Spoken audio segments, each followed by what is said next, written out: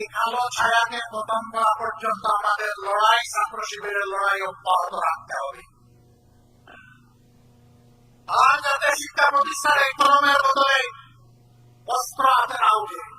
আমি বরাবর বলি, চুল দাড়ি সাদা দেখে ভুল বুঝবা না, তোমাদের চাইতে আমরা কম যুবক না। এই সংগঠনকে গ্রহণ করার মধ্য দিয়ে এই ম্যান্ডেট দিয়েছে আজ ছাত্র শিবিরকে ছাত্র সমাজের অভিভাবকের দায়িত্ব পালন করতে হবে।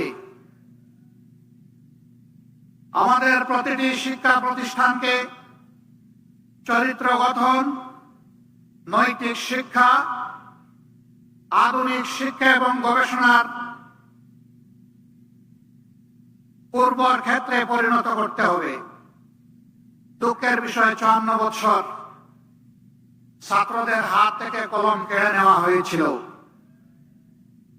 কোমলমতি ছাত্রদেরকে বিভ্রান্ত করে তাদের হাতে অস্ত্র তুলে দেওয়া হয়েছিল। শিক্ষা প্রতিষ্ঠানগুলো মিনি ক্যান্টনমেন্টে পরিণত হয়েছিল।